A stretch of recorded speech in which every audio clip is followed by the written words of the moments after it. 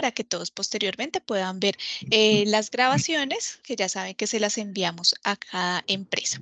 Entonces, Iván, bienvenido y te Bueno, escuchamos. muy buenos días para todos. Muchas gracias por permitirme nuevamente acompañarlos.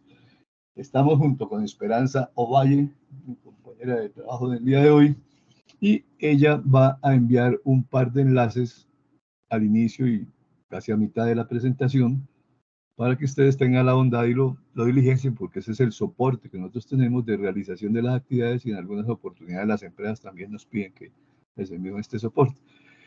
Vamos a trabajar hoy sobre el tema de gestión del riesgo.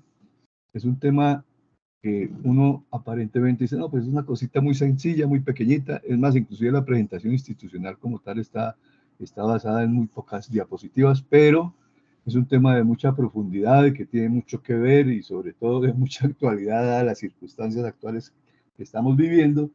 Entonces, por lo mismo les pido que tengan un poquito de paciencia.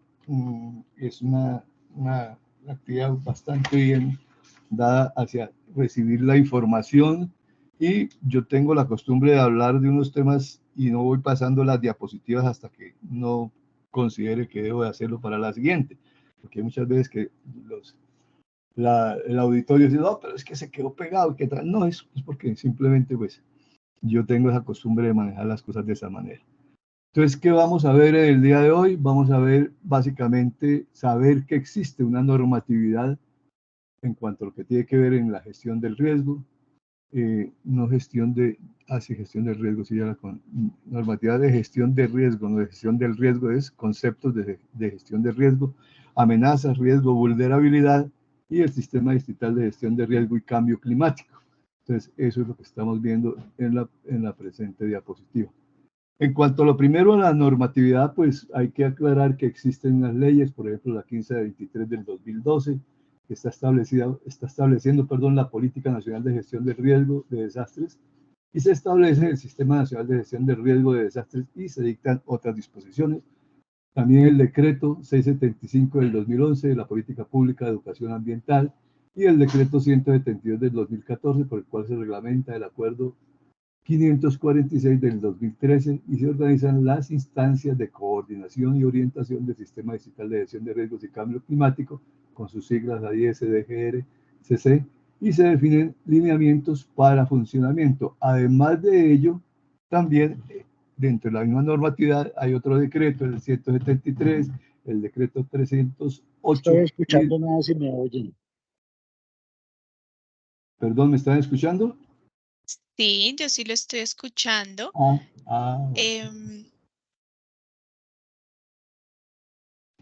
Entonces continuamos. Y el decreto 837 del 2018, que es el plan ¿Quién sabe distrital cómo activo el audio de mi celular? Porque no estoy escuchando nada de lo que están hablando.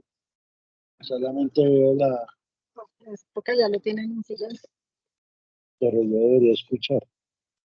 Carlos, nosotros sí te escuchamos. Entonces revisa porfa el audio de tu celular. Bueno, entonces decíamos que el último decreto, el 837 del 18, en el cual está incluido el Plan Distrital de Gestión del Riesgo de Desastres y el Cambio Climático para Bogotá. ¿Qué es la gestión del riesgo? Y esto es una cuestión importante. Entonces, la gestión del riesgo, nosotros podemos definirla como el proceso de identificar, analizar y cuantificar las probabilidades de pérdidas y efectos secundarios que se desprenden de los desastres, así también como de las acciones preventivas, correctivas y reductivas, es decir, disminuir el impacto, correspondientes que deben de emprenderse. En otras palabras, se puede decir que la gestión de riesgo es una forma en que las organizaciones identifican los peligros y las amenazas potenciales y toman medidas para eliminar o reducir la posibilidad de que ellas ocurran. Las principales acciones en la gestión del riesgo son las que nosotros vemos ahí en la parte derecha de la gráfica: identificar, y entonces el punto de partida de allí es descubrir los riesgos y definirlos con algún detalle y en un formato que esté estructurado. El análisis como tal también de los riesgos, cuantificar los riesgos también y hacer una evaluación de los riesgos, porque en la medida en que nosotros hagamos una evaluación de los posibles riesgos a presentarse, podemos tener un mejor tratamiento de los mismos, un mejor monitoreo y una mejor comunicación a fin de hacer una acción efectiva en cuanto a lo que se refiere. Entonces, fíjense, volvemos a la grafiquita. Ahí tenemos unos números que no sé si ustedes lo alcanzan a ver, pero primero se establece el contexto general de las posibilidades de los riesgos que puedan suceder, la identificación de los mismos, valoramos esos riesgos, definimos los controles, implementamos los controles que hay, se definen y luego se implementan y posteriormente viene un monitoreo y se revisa cómo está funcionando. Entonces, hasta ahí esa parte que estamos viendo en este momento, pero también vale la pena que miremos algunas otras cositas aquí que ya les voy a decir. Entonces, ¿qué pasó con esto? Bueno, pasemos a la siguiente diapositiva. A ver. Bueno, aquí está un hecho en que vemos lo que es nuestro territorio. Miren ustedes, en el año 1500, hablaba de lo sagrado dentro de la cultura que había en la época.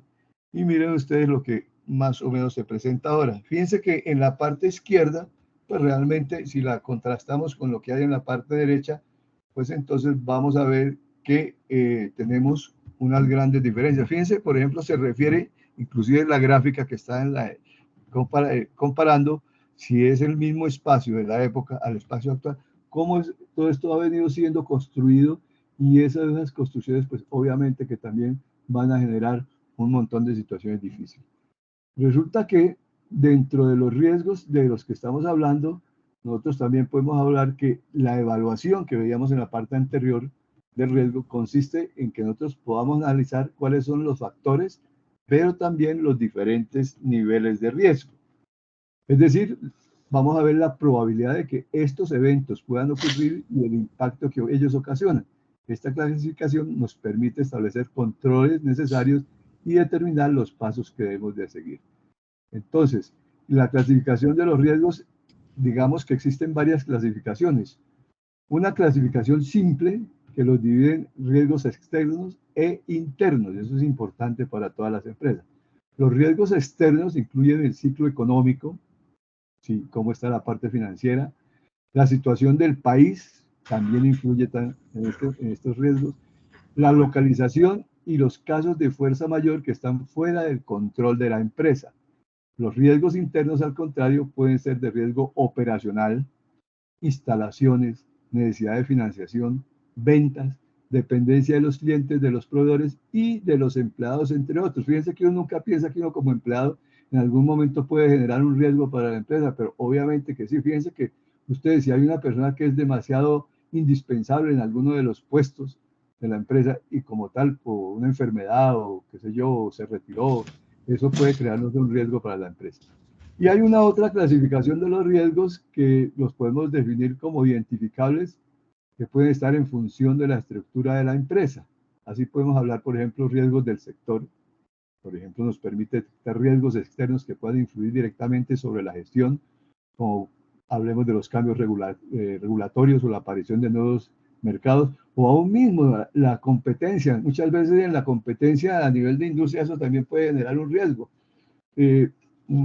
No quería hablar de esto, pero cuando hay de pronto posibilidades de empresas que tengan un capital alto por alguna otra circunstancia, puede hacer, yo los cuento porque les cuento que yo tuve la oportunidad de tener muchas empresas de derivados en el sector de alimentos, y en algunas veces pues yo nunca pensé en esto, pero fíjense lo que me pasaba, que venía la competencia y como tenía dinero de sobra, hacía unas promociones enormes y entonces el riesgo de que lo mío no se vendiera, pues realmente pues se acababa sucediendo. Entonces son riesgos externos, ¿sí? Riesgos que pertenecen al sector.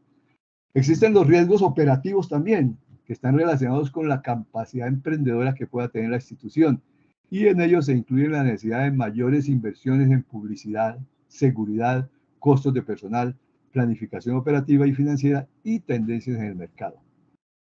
Unos que están muy de moda ahora en la cuarta revolución industrial, los riesgos tecnológicos, que están relacionados con los cambios y avances tecnológicos. Se analiza desde alguna manera la necesidad de invertir en nuevas tecnologías que dependiendo del músculo financiero de la empresa, pues puede llegar a darse o puede no llegar a darse, y al no llegar a darse, pues estamos corriendo unos riesgos altos en la competencia en el mercado. La implantación de tecnologías nuevas y la formación del personal. Es indiscutible que nosotros debemos de tener una formación, una preparación para el personal. Aunque las personas tengan los títulos, no sé qué, una cosa es la adaptación y la formación de acuerdo a los procesos que se desarrollan dentro de las empresas. Entonces, siempre, inclusive en la ISO, en la 14000, hay algo que tiene que ver con esta formación que es de carácter obligatorio, porque muchas veces cuando recibimos una auditoría y nos muestren los soportes de que se ha capacitado la gente y no existe, pues nos pueden colocar un hallazgo dentro de esa auditoría. El riesgo con los proveedores podrían ser un factor de riesgo si varían los precios, la oferta y la concentración, y se analiza el poder de la negociación. Y dentro de esto también tiene que ver con la parte económica, porque en el momento en que aumente el costo de la materia prima, el costo del producto terminado pues va a ser mucho mayor, y si no hay una posibilidad, sobre todo cuando uno, dependiendo del mercado en que uno se mueva, si uno, por ejemplo, está como me sucedía a mí con las grandes superficies de Colombia, no señor, usted ya no puede aumentar más, ese es el precio, y si no le sirve, vayas. Entonces el riesgo que se corre es que quede uno descodificado y hasta ahí está. Los clientes también pueden convertirse en un tema de preocupación si cambian sus gustos o capacidad de compra, que está sucediendo en este momento. Nuestra capacidad de compra, por todos los factores por nosotros ya conocidos, pues se ha disminuido. Entonces el riesgo que eso suceda, que haya una menor demanda, puede ser también. Y entonces cuando uno mira las finanzas de la empresa desde ese orden, pues no va a ser lo suficientemente buena para que las cosas se den. Las finanzas, el riesgo financiero es importante también, está siempre presente y se refiere a la incertidumbre de la gestión de finanzas. Y la continuidad de los negocios es uno de los más importantes, ya que abarca la mayoría de los anteriormente hablado, de lo que hemos dicho anteriormente, y dentro de contextos internos o externos. Entonces, todo eso hay que tenerlo en cuenta. Ahora, hay otra cosita que es importante. Los riesgos en algún momento, más que todo se tratan de este orden, se pueden transferir. ¿Y cómo se van a transferir? Los podemos transferir mediante una póliza de seguros por si las moscas. Entonces, eso es una manera importante en la que nosotros nos podemos amparar para disminuir esa posibilidad de que esas situaciones se presenten. Hablando de otras cosas, tenemos los fenómenos naturales, que obviamente también generan mucho riesgo. Ustedes ven ahí las diferentes gráficas, ven por ejemplo los árboles que en algún momento pues causan una situación incómoda también, sobre todo los árboles que están en estado de volcamiento. Entonces nosotros debemos de informar a las autoridades el hecho de la erupción volcánica, el hecho de que haya un mayor derretimiento, todo por esa parte que tiene que ver con el cambio climático, el aumento de la temperatura del planeta, el derretimiento de las estructuras congeladas, y ahorita que estamos afrontando ahí el fenómeno del Niño, miren cómo sucede por ese tipo de sequía que pone en riesgo nuestra cadena alimenticia, nuestra seguridad alimentaria y todo este tipo de cosas. Entonces, son riesgos que, infortunadamente, naturales, no los podemos prevenir, entonces hay que hacer una identificación de ellos y programar qué se puede hacer a fin de mitigar los efectos que esos fenómenos naturales nos puedan causar. Dice acá, fenómenos naturales, la mayor cantidad de incendios forestales se han reportado en las localidades de Ciudad Bolívar, San Cristóbal, Usme y Bosa, aquí en Bogotá, en el distrito capital. Las zonas más propensas a que se presenten inundaciones en Bogotá se encuentran en el occidente de la ciudad.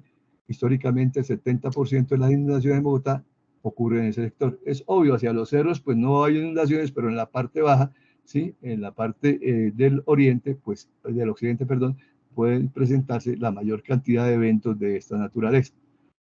Fenómenos naturales, relación del hombre con los fenómenos naturales. Entonces ya mirábamos en la parte izquierda la misma gráfica, pero ya en un tamaño menor, ¿sí?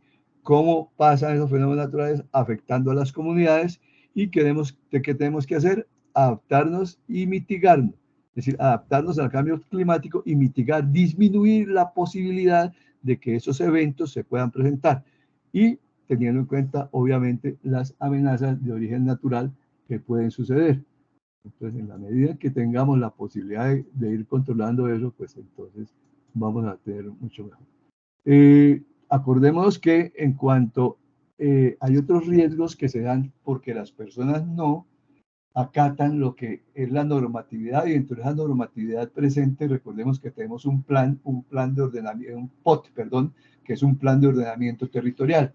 Entonces, el último plan de ordenamiento territorial del distrito lo hicimos de una manera, lo hicimos porque yo estuve desde la Secretaría con otras entidades trabajando en eso, consultando a las comunidades qué querían, cómo les parecía, y entiendo porque finalmente pues uno no interviene en lo que se determina en el POT, pero sí pues nos encargamos de que la comunidad manifestara sus necesidades, y muchas de ellas estoy seguro de que fueron tenidas en cuenta. Pero entonces el plan de ordenamiento territorial nos dice cómo debe ser, dónde se puede construir, qué se puede hacer, en fin. Y entonces las curadurías urbanas son las que nos entregan las licencias de construcción. Recordemos que para construir o para demoler nosotros debemos de solicitar en una curaduría que nos den el permiso justamente para eso. Entonces, las licencias de construcción, o si no, en caso de que tengamos que hacer alguna modificación importante. También la desertificación de las áreas está dada por esas mismas circunstancias de cambio climático, las talas de bosques, la erosión de áreas, el agotamiento de los recursos naturales no renovables principalmente, la minería ilegal que nos hace un gran daño, que nos genera muchos riesgos, el mal manejo de los residuos. Increíble que uno, pues si uno no lo visualiza de esa manera, pero ustedes ya saben cómo el mal manejo de los residuos nos va a producir una mayor contaminación ambiental, el peligro de los residuos orgánicos por la generación de los lixiviados que se generan, que se filtran a través del suelo y del subsuelo, afectando el recurso hídrico, que como se los he dicho seguramente en otras actividades, es un recurso que está supremamente escaso. Menos del 3.6% del agua que existe en el planeta tenemos acceso a ella, en fin, todas esas cosas. La mala disposición de los residuos. ¿Por qué? Porque también la mala disposición de los residuos o el mal tratamiento de los residuos, fíjense cómo en el caso de los residuos orgánicos nos pueden generar gas metano, que es un gas altamente explosivo, la generación de la mayor cantidad de lixiviados justamente por los residuos orgánicos, y los fluorocarbonados, que como se los dije tal vez en alguna oportunidad, son aquellos gases de efecto invernadero que tienen una predilección por la capa de ozono, que es la capa que impide que los rayos ultravioleta entren al planeta de una manera indiscriminada, atacan la capa de ozono, disminuyen la densidad, aumentan el coeficiente de permeabilidad, entran más rayos ultravioleta, con las consecuencias que tenemos, mayor generación de vectores, podemos tener también una mayor irritación de los ojos, un mayor cáncer de piel, retiramos la humedad, ponemos en riesgo la agricultura, la cadena alimenticia, nuestra seguridad alimentaria y todo. Entonces, y hay otros que se dan de forma natural, como los inviernos y todo este tipo de cosas. Pero fíjense que todo eso, en la medida que nosotros tengamos una acción positiva hacia el planeta, generemos menos impactos ambientales negativos, vamos a tener la posibilidad de que incurramos en una mayor posibilidad de que estos riesgos se puedan presentar. Entonces, existen, como les decía, los diferentes fenómenos naturales y hay que tener en cuenta eso. Entre otros, por ejemplo, podemos hablar también de la destrucción de los bosques. Ya les decía cómo... ¿Perdón?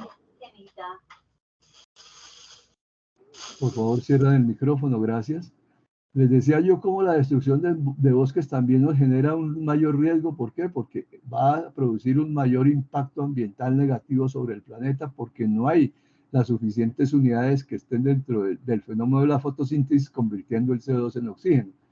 El aumento de la temperatura, como les decía yo, por esos gases, los fluorocarbonados, nos va a llevar a que haya un mayor derretimiento de estructuras congeladas, lo cual nos implica que va a haber un aumento en el nivel del mar. Las erupciones volcánicas también es un riesgo alto, el riesgo de la cadena trófica, el riesgo de la seguridad alimentaria, todo eso por ese simple hecho. Los fenómenos naturales ya los habíamos visto también, entonces hablemos ahora de que se puede definir lo que yo les decía, la adaptación al cambio climático, como las diferentes iniciativas que nosotros podemos tomar y las medidas que están encaminadas a reducir la vulnerabilidad de los sistemas naturales, es decir, que sean menos vulnerables y a los humanos ante los efectos reales. Del sistema de gestión. A las 8 de la mañana los enviaron desde, ¿cómo se llama? Por favor, pueden cerrar el micrófono, gracias. Bueno, por ello es importante, con relación al cambio climático, tener una estrategia de adaptación que responda a las características del crecimiento económico de la región y a sus riesgos colaterales, las condiciones de vulnerabilidad y pobreza de un segmento importante de la población y las tendencias climáticas que resultarán difíciles de evitar durante el siglo XXI y posteriores, porque cada vez, en la medida en que generemos una mayor cantidad de... Es que fíjense que esto es una cadena. Cada día la población mundial crece. Al crecer la población mundial va a demandar una mayor cantidad de elementos para poder vivir adecuadamente. Esa mayor producción y dentro de la obsolescencia programada que hoy en día tenemos en nuestra cuarta revolución industrial, pues esa obsolescencia programada va a hacer que se genere una mayor cantidad de residuos. Y obviamente que eso, y dado la falta de formación acerca de la situación ambiental de la cual muchos carecemos, pues nos va a llevar a que cada vez sea una situación mucho más importante a nivel contaminación ambiental, a producir mayor cantidad de contaminación en el planeta. En otras palabras, vamos a aumentar nuestra huella ambiental, que recuerden, tal vez se los había dicho también, tiene tres componentes: la huella ecológica, la huella hídrica y la huella de carbono. ¿Qué es lo que tenemos que hacer? Porque de esa manera también minimizamos los riesgos que se puedan presentar, disminuir esas tres huellas. ¿Listo? Bueno, nos habla aquí de la amenaza. Las amenazas pueden darse por fenómenos naturales como tal, en las zonas habitadas, y eso nos lleva a que tengamos una mayor vulnerabilidad. Una amenaza la define acá como un factor de riesgo externo a las personas, ya hablamos de los riesgos internos y los riesgos externos, a los bienes o a las infraestructuras. Es decir, eso, ellos no saben, las amenazas no dicen, bueno, vamos a atacar a las personas o a los bienes, no, cualquiera de esos episodios, de esos eventos pueden existir. Entonces podemos decir que una amenaza es un fenómeno o proceso natural causado por el ser humano que puede poner en peligro a un grupo de personas, a sus bienes y a su ambiente cuando no somos precavidos. Existen diferentes tipos de amenazas. Las guerras, por ejemplo, y el terrorismo también son amenazas creadas por el ser humano. Fíjense lo que está pasando con Ucrania en este momento y lo que pasa en el resto del mundo. Hombre, todo aquello que necesitamos para la agricultura como tal, pues no está. Y no está justamente por la guerra que hay con Rusia, entonces está afectando a todo el mundo. Las amenazas pueden clasificarse también según su origen en naturales, antropogénicas y socioculturales. Entonces, son tres los orígenes que pueden tener. Las naturales se originan en la misma dinámica que tiene la naturaleza, y estas a su vez se pueden clasificar en geológicas e hidrometeorológicas, las que tenemos nosotros en este momento, a partir del fenómeno natural donde se origina. Cuando una amenaza se materializa en un evento, el riesgo se convierte en un desastre que se traduce en impactos socioeconómicos y ambientales. Entonces creo que queda claro ahí qué es la amenaza y cómo pueden presentarse a través de la historia de la humanidad. Bueno, entonces, como les decía, las amenazas pueden atacar zonas habitadas y hay unas zonas habitadas que tienen una mayor o menor vulnerabilidad. Fíjense aquí, estamos presentando un mapa de amenazas por incendios forestales para Bogotá. Entonces, fíjense, en color rojo, una amenaza alta; en color amarillo, una amenaza media; y en color verde, una amenaza baja. Pero yo no sé si mi vista me falle, pero yo veo la mayor parte está dibujada o tiene en su gráfica el color rojo, ¿sí? Pensaría que el área es decir, que la amenaza como tal de incendios para Bogotá es bastante alta. Miremos la siguiente gráfica. Amenazas, el mapa de amenazas por inundación. Entonces, fíjense, el color rojo correspondería a una amenaza alta, el amarillo a media y el verde en la baja. Realmente, pues, miremos nosotros que en la parte inferior de lo que es el mapa del distrito capital es donde aparecen una mayor probabilidad de que las amenazas de inundación se puedan dar. Pero pues es razonable, si bien que hubo algún evento hace mucho tiempo, creo que fue en Patio Bonito, si yo en esa época estaba fuera del país, donde hubo una inundación terrible, ¿no? Pero ya hace bastantes añitos también. Pero existen estos mapas, estas cartografías que son las que nos determinan que puede pasar. Bueno, ¿qué es la vulnerabilidad como tal? Entonces es la predisposición que tiene un sistema de ser afectado de forma negativa por una amenaza. Nos dice acá, somos vulnerables cuando estamos expuestos a sufrir daños o pérdidas en los bienes sociales, económicos o ambientales. Bien. Cuando estamos expuestos a sufrir daños o pérdidas en esos bienes, entonces ahí decimos que somos vulnerables. También fíjense en la parte de la gráfica, dice la forma como a lo largo de la historia se ha ocupado y constituido el territorio. Lo que mostramos en las primeras gráficas, en un principio el territorio pues no está siendo ocupado, pero hoy en día realmente, pues dadas las circunstancias, hay mucha gente que está mucho más expuesta, que es mucho más vulnerable por esa misma ocupación del territorio de que le pueda suceder un inconveniente de este tipo. También se miran las condiciones sociales, económicas, culturales, educativas y políticas de ese territorio.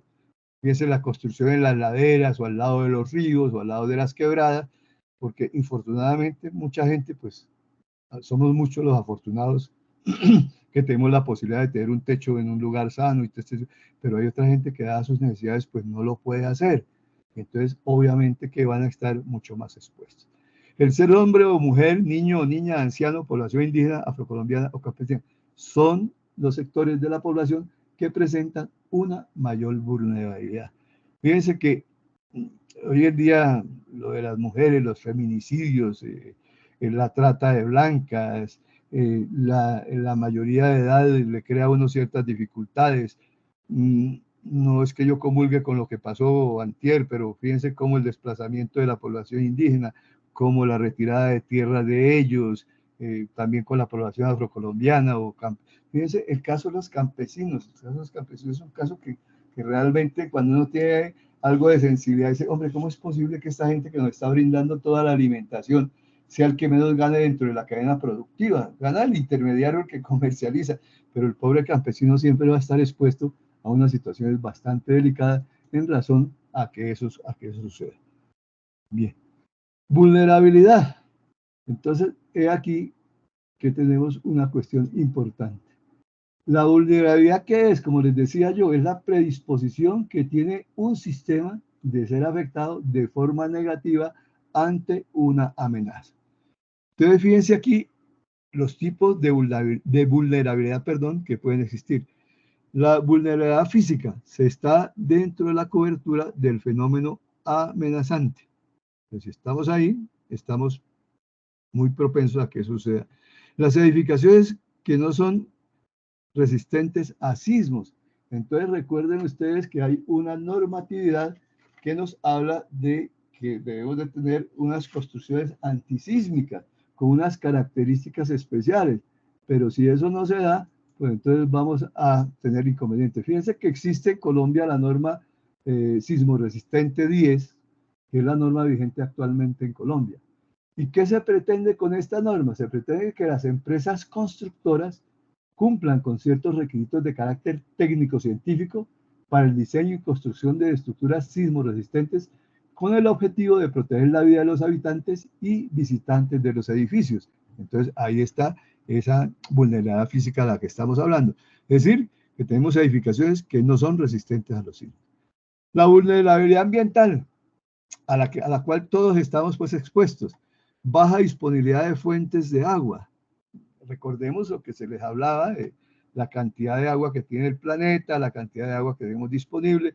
Recordemos brevemente los 17 objetivos de desarrollo sostenible, el objetivo número 6, agua y saneamiento básico para todo el mundo, como en la medida en que nosotros contaminemos el agua, pues vamos a tener menos disponibilidad de la misma, que el agua es un recurso natural renovable, pero en la medida en que nosotros lo contaminemos, lo vamos a volver un recurso natural no renovable, por lo cual nosotros debemos de cambiar nuestras costumbres cotidianas, no contaminar el agua. Algunas prácticas suaves que les he hablado ya, por ejemplo, los medicamentos vencidos no disponerlos, por los lavamanos, el lavaplatos, el sanitario, el aceite usado, el aceite de cocina, hagamos la recolección del mismo una vez esté frío, con un embudito en una botella, lleguemos a los sitios de recolección. Cuando los que tenemos vehículos, pues no permitamos que nos haga el cambio en la calle para que los boten en los vertederos. no lavemos los carros en la calle que generan lodos, arrastran aceites, en fin, todo ese tipo de cosas que seguramente ustedes ya habrán escuchado de mí o de algún otro compañero en las charlas que hemos dado. Entonces, hagamos que las empresas con las conexiones cerradas, no, porque para no pagar los derechos de, entonces hacen conexiones cerradas, la conectan a las aguas lluvias y todo eso al alcantarillado. Entonces, todo ese tipo de cosas hacen que esa parte ambiental se vea complicada.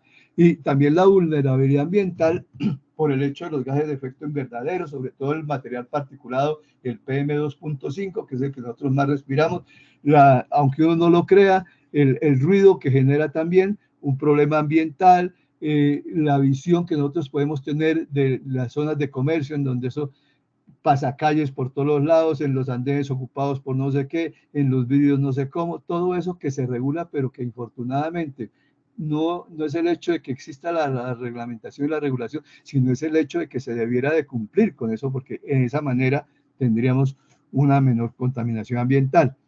Dice acá, predominan prácticas de depredación de los recursos naturales, la minería ilegal, imagínense todo el daño que causa, no solamente al agua, sino al terreno también, la tala de bosques también nos genera un problema ambiental gravísimo, todos sufrimos de eso. Entonces, todos somos vulnerables en la medida en que ese tipo de actitudes o de toma de decisiones de nuestros mismos seres humanos, pues estén perjudicándonos de esa manera. Económica, pobreza y miseria, contemplado dentro de los objetivos de desarrollo sostenible. Pero infortunadamente, y dada la situación que sufrimos con la pandemia del COVID, pues eso también acentuó bastante esa vulnerabilidad de pobreza y miseria. El índice de desempleo en Colombia es bastante alto. Hay cosas que a mí personalmente me preocupan, el hecho de que muchas personas con unos esfuerzos enormes hacen una carrera, terminan su carrera, hacen unas tesis de grado divinas en los anaqueles de las bibliotecas de las universidades. Hay muchos proyectos interesantes que se quedan allí porque nunca salen adelante y finalmente quedan con un crédito del ICETEX a pagar de por vida que nunca pueden cumplir y no hay una generación de empleo. Entonces yo creo que falta algo en nuestro país. Yo soy un crítico de eso porque pues he sido mucho tiempo profesor en las universidades y muchas cosas, entonces uno lo siente de esa manera. Entonces estamos expuestos, somos vulnerables a la pobreza y a la miseria. La baja capacidad emprendedora, si bien que la pandemia nos llevó a que mucha gente se reinventara y eso me parece muy bien, y el hecho de que estemos dentro de la nueva economía circular también nos ha llevado a que disminuyamos de un lado la cantidad de residuos que generamos y de otro lado estamos desarrollando algún tipo de industria. Dicen por ahí que casi que el 70% de la economía del país está basada en las pequeñas y medianas empresas y eso es importante porque va a dar la oportunidad que más gente pueda desarrollar algo. El desempleo que ha venido disminuyó en un dígito en el último trimestre, pero todo eso, todos estamos expuestos a eso. La política. Somos vulnerables y ahorita que estamos a puertas de las elecciones que vienen ahora el 29 de octubre, baja capacidad de gestión de los líderes políticos. Es una cuestión que yo pensaría, y no sé ustedes qué puedan pensar, pero hombre, uno supone que si nombra o si vota por alguien es para que ellos realmente tomen las riendas del país o del departamento o bueno, de lo que sea, para realmente que hagan una gestión importante, pero no se ve. Incapacidad de pregenerar opciones de desarrollo. Tenemos que buscar más. Hay mucho por hacer a nivel científico y no de la gran ciencia o de todos los genios que tenemos de Colombia en el mundo que hemos visto a través de los noticieros como hay gente muy importante, pero nosotros mismos tenemos diferentes opciones para poder hacer cosas, pero a través de la política, si no hay un apoyo, fíjense nomás con el caso de la agricultura, hombre, Colombia con un potencial agrícola como el que tenemos, podríamos estar suministrando a muchas partes del mundo muchos alimentos, pero no hay buenas vías, no se puede sacar, y entonces, ¿qué pasa? Además, con eso, de eso, pues con la naturaleza que nos ha venido dando un poco duro en los últimos tiempos, pues entonces todo eso nos va a dificultar la cosa. Insuficientes o no hay espacios de participación comunitaria, pero todo eso se puede deber a que la gente pues no nos unimos en torno a querer hacer las cosas bien. Entonces, en la medida que realmente nosotros podamos tener una participación, fíjense que en las juntas de acción comunal de los barrios, yo tengo la oportunidad de ser presidente y vicepresidente de la junta del barrio donde yo vivo, Hombre, hacemos muchas cosas. Podemos estar frente a las autoridades, mire, por acá, por favor, por allá, ayudemos, colaboramos. Entonces, todo eso hace que esa vulnerabilidad que nosotros tenemos la podamos disminuir. Desde la situación organizacional, la comunidad no es solidaria. Bueno, lo estaba diciendo yo, no hay líderes confiables, baja capacidad para organizarse, no es más fácil poner una manada de micos para tomarle una foto, pues que la gente se ponga de acuerdo. Desde el lado institucional, falta instituciones y funcionarios. Bueno, instituciones sí hay. En cuanto a los funcionarios, nosotros, unos de contrato, otros de planta, realmente estábamos viendo justamente esta semana en la Secretaría Distrital de Ambiente, hubo un programa que termina hoy muy seguramente, sobre todo lo que tiene que ver la ética, pero no solamente las instituciones oficiales, desde la empresa privada también. Nosotros debemos ser rectos, debemos de tener ética, debemos de tener una serie de cualidades, ¿sí? Para que se nos garantice el trabajo, y en la medida en que nosotros apoyemos nuestra empresa para que salga adelante, vamos a tener una mayor seguridad de disminuir esa vulnerabilidad que en algún momento, hombre, no, fíjense que el riesgo era que no sé qué, la competencia se disminuyó la producción, entonces necesitamos sacar de 30, 40 personas porque no hubo más que hacer. Pero en la medida que nosotros demos un apoyo sincero y honesto, pues vamos seguramente a trabajar de una mejor manera. En la parte educativa, baja comprensión por relacionarse de manera armónica en el entorno. También yo insisto mucho en la calidad de la educación, porque además de que es costosa, muchas veces los niveles en la formación académica no están dados para que pueda soportar una carga laboral el paciente, no hay prácticas. Muchas veces yo pensaría que los pénsumes de las entidades, inclusive en el bachillerato, podrían modificarse hacia llevar a tener una educación que nos oriente más en algún momento hacia la parte de laboral, porque es importante que haya herramientas para que la gente, así sea el bachillero, el técnico, el tecnólogo, el profesional, de ahí para arriba todo lo que viene, pues tenga la oportunidad y de acuerdo a eso también ser calificado y ser remunerado de acuerdo a ese orden que pueda alcanzar. Y la parte cultural, no conservación de la memoria colectiva, hasta ya la de uno se le olvida, y desconfianza en las instituciones. Hay muchas cosas que realmente no están bien hechas, entonces que el informe, que la cosa, pero somos vulnerables también, perdón, en la medida en que las instituciones no son regidas por gente que sea absolutamente honesta. Entonces, los informes que se producen no son los mejores, no tienen tanto que hablan, no, que defendamos al pueblo, que tal y por aquí, y realmente no. Priman muchas veces los intereses particulares sobre los intereses generales, y de esa manera, pues también somos vulnerables. ¿Qué es? Ah, caramba, me dio la... ¿Qué es el riesgo? Entonces, el riesgo se puede definir como la probabilidad de ocurrencia de efectos adversos sobre el entorno humano y su área de influencia. Es la conjugación de las características de las amenazas y de las vulnerabilidades. Podemos medir el riesgo con la siguiente ecuación, la siguiente fórmula. Riesgo es igual a amenaza por vulnerabilidad. Entonces, en la medida en que las dos o cualquiera de una de estas dos aumente, pues obviamente que el riesgo va a ser mayor. Entonces, ¿qué es lo que tenemos que hacer? Lo que tenemos que hacer es tratar de disminuir ese riesgo o disminuir las amenazas, ya programando qué se va a hacer, ¿sí? O disminuir la vulnerabilidad teniendo actitudes que justamente nos lleven a eso. Miremos un ejemplito aquí de cuál sería el riesgo. Entonces, fíjense ustedes que hay una casita, hay una ladera que se está descomponiendo. ¿Cuál es el peligro que tenemos? El peligro puede ser, o va a ser muy seguramente, la caída de rocas. Riesgo de desastres es la probabilidad de que la población y sus medios de vida sufran daños a consecuencia de su condición de vulnerabilidad y del impacto de un peligro. Fíjense, por ejemplo, lo que pasó ahora por ahí en Villavicencio, la gentecita que vive de tener sus negocios y no sé qué, hubo el derrumbe, hubo la cosa, hubo la protesta, entonces, supremamente vulnerable. Ahora, cuando la gente tiene necesidad de construir sus casas cerca a esas áreas que presentan peligro, hombre, vamos a correr un mayor riesgo, vamos a tener un mayor peligro, entonces hay que disminuir esos riesgos. Y la vulnerabilidad como tal, podemos hablar en este caso de las viviendas que están expuestas, la población que está desinformada, porque muchas veces la gente pues, o lo sabe y tiene la necesidad o no lo sabe, y el material de construcción de las viviendas, que ya les dije que está la norma R10 antisísmica, que es la que debemos de conservar. Existen, aquí estaba hablando de la... los riesgos, fíjense lo que pasaba ahí, está ya especificado, que es de lo cual yo les estaba hablando. Existen riesgos naturales, por ejemplo, podemos hablar de las epidemias, de los terremotos, de las erupciones volcánicas, de las inundaciones y de los huracanes. ¿Qué es una epidemia? Una epidemia es una enfermedad que ataca a un gran número de personas o de animales mayor al esperado en un mismo lugar y durante un mismo periodo de tiempo. Por ejemplo, una epidemia de gripe, ¿sí? Que pues por las mismas situaciones del estado del tiempo estamos en estos momentos como que sí, como que no, pero bueno.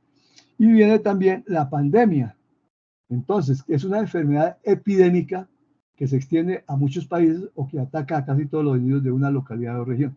Entonces, fíjense que el famoso COVID-19, que todavía no ha terminado, pero del cual sí sufrió bastante, se hablaba de que era una pandemia. Entonces, no está limitado a una parte, sino que puede ocurrir en mucho. Lo demás, las erupciones volcánicas, los huracanes que se dan mucho en Estados Unidos, en Norteamérica, las inundaciones que las tenemos en muchas partes del mundo, los terremotos y los que vienen sucediendo, unos terremotos que han acabado con muchas personas, infortunadamente, pero son fenómenos, son riesgos naturales que no podemos tener, sino simplemente prevenir y prever de que puede ocurrir alguna situación incómoda para poder mitigar ese efecto que puedan tener. Riesgos tecnológicos. Entonces, de los riesgos tecnológicos tenemos riesgos eléctricos, ¿sí? Por ejemplo, las sobrecargas, tenemos los cortocircuitos.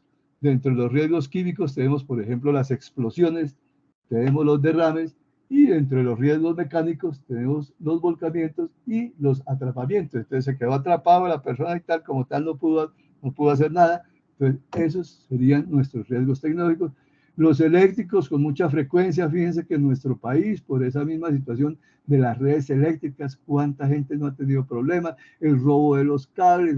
Entonces, si todo eso, si las autoridades y las empresas realmente fueran mucho más eficientes, estaríamos disminuyendo estos riesgos tecnológicos.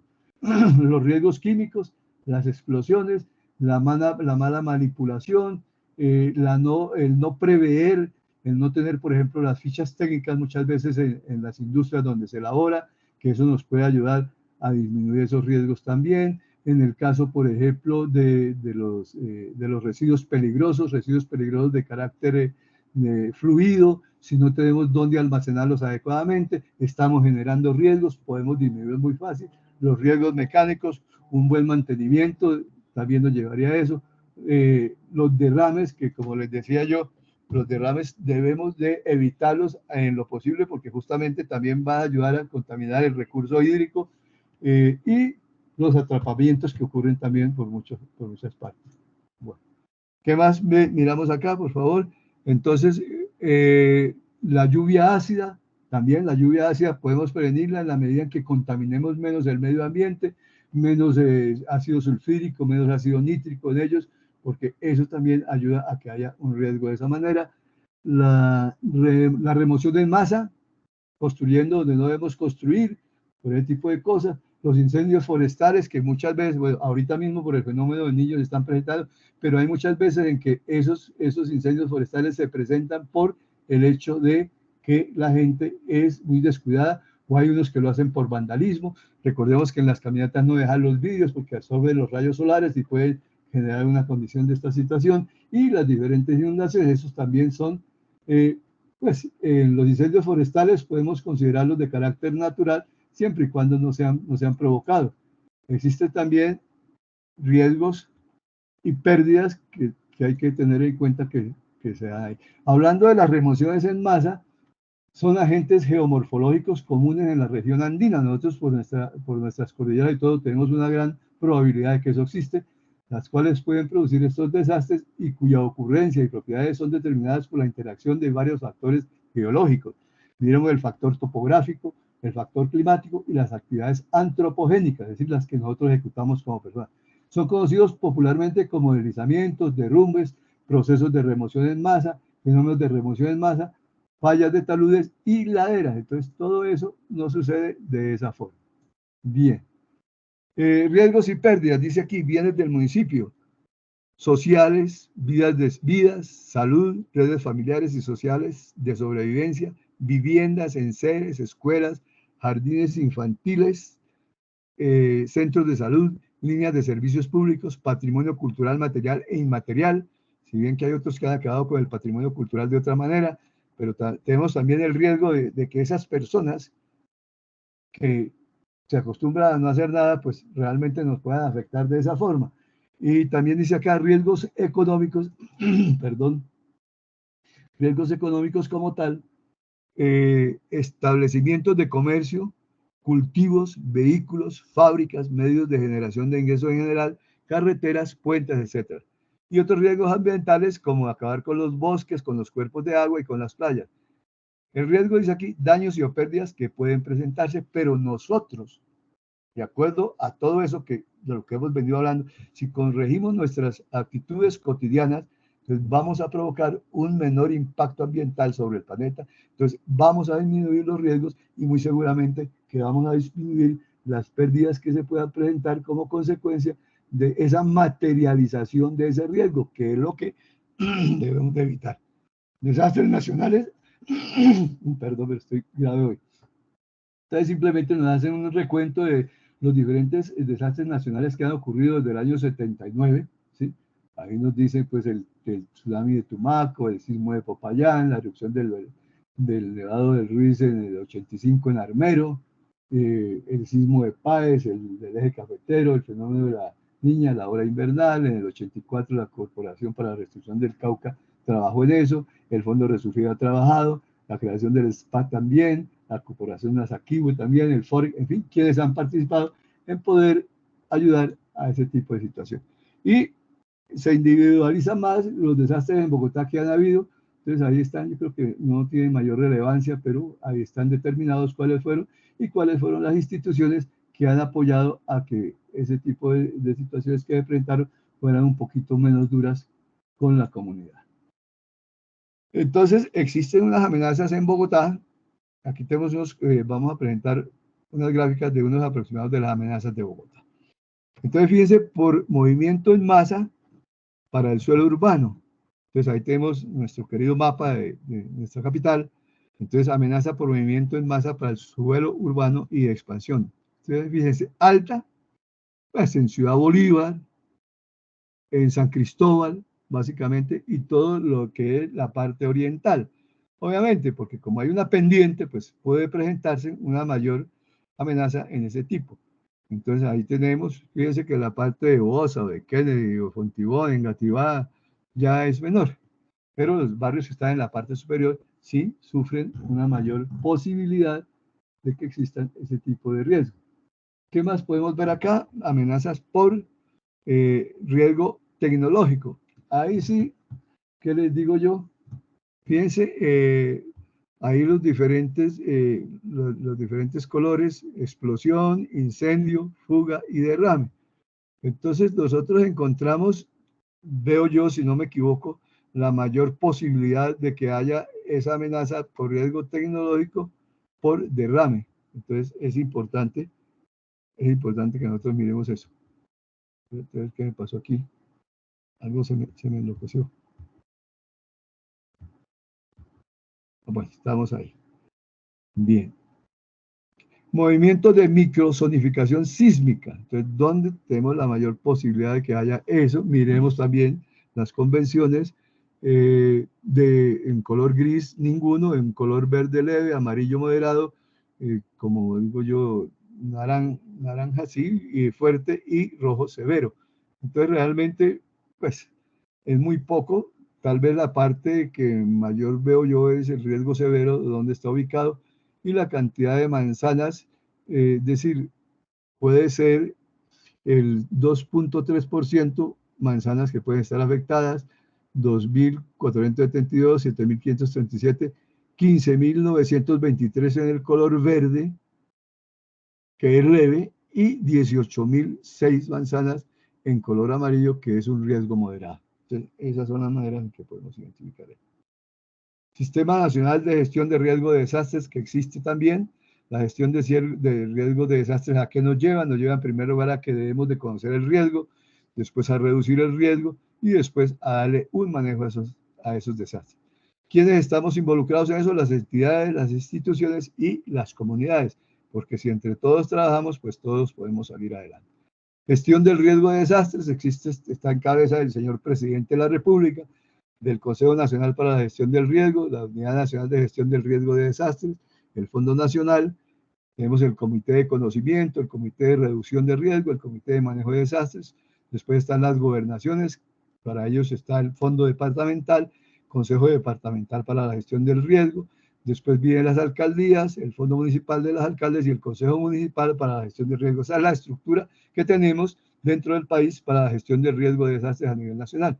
Y existe el Sistema Distrital de Gestión de Riesgo y Cambio Climático, con la sigla SDGRD-CC, que buscamos antes Sistema Distrital de Prevención y Atención de Emergencias del SDPA. Antes se llamaba así, ahora se llama el Sistema Distrital de Gestión de Riesgos y Cambio Climático.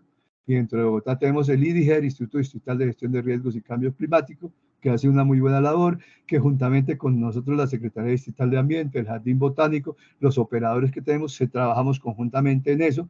¿Y cuál es el objeto? El objeto que tiene es articular las políticas, estructuras, relaciones funcionales, métodos, recursos, procesos y procedimientos de las entidades públicas y privadas, las comunidades y la ciudadanía, en el ámbito de sus competencias, con el propósito común de generar sinergia en los procesos que integran la gestión de riesgos y cambio climático para el Distrito Capital. Esa es la presentación de lo que era, lo que es y lo que se está haciendo. Acordemos que debemos de tener un kit de emergencia, acordemos del triángulo de la vida, acordemos qué compone el kit de emergencia, del botiquín, velas, encendedores, pito, pilas de repuesto, radio, linterna, agua potable para tomar, alimentos no perecederos, reservas de dinero en efectivo, sí, porque si los cajeros se dañan, pues no se puede sacar, la llave del automóvil y la casa, cobija o manta liviana, elementos básicos de peso, copia de documentos personales, tenerlo en un lugar donde uno pueda tener acceso también. Entonces, creo que iba a haber, o ya hubo en estos días, antiguamente se hacía cada año pues un simulacro, entonces de todas maneras es importante que nosotros sepamos que hay que dar el paso a los adultos, que sí, muchas cositas que se manejan eso, que es importante que de todas maneras nosotros asistamos. El Sistema Distrital de Gestión de Riesgo y Cambio Climático, hay un curso que es el primer respondiente, que también lo damos en la Secretaría Distrital de Salud, para que nosotros sepamos cómo podemos auxiliar a las personas que en algún momento necesiten. Y existe también un curso de voluntarios por Bogotá. Ahí tienen el enlace, si quieren la presentación con mucho gusto yo se las envío para quienes la quieran tener y todo esto. Y finalmente hemos concluido nuestra actividad del día de hoy. No sé si alguien quiera decir algo, de todas maneras, como es costumbre, primero muy agradecido con ustedes porque a partir de las diferentes empresas que hay dentro de ustedes, siempre han sido muy cumplidos, han asistido muy bien, en fin, y eso nos importa bastante porque obviamente que nos ayuda con nuestras metas que tenemos que cumplir. Entonces, pues quiero en nombre de la Secretaría Distrital de Ambiente, en el de Esperanza y en el mío propio, agradecerle la nueva oportunidad que nos han brindado de acompañarlos hoy a ustedes. Hoy es viernes, el cuerpo lo sabe, y que tengan un feliz viernes. Si alguien quiere decir algo, por favor, este es el momento. El cuerpo lo sabe, pero el bolsillo no. Excelente, excelente anotación. Bueno. Bueno, Iván, muchísimas gracias a todos por su asistencia y no olviden diligenciar los links que estamos enviando por el chat y por los diferentes grupos de WhatsApp. Entonces tengan todos un feliz viernes, un feliz fin de mes y nos vemos el próximo mes con otro de los temas de la Secretaría de Medio Ambiente. Iván, muchas gracias y un feliz día. Igualmente para ti y para todos. Muchas gracias. Muchas gracias. Un gusto.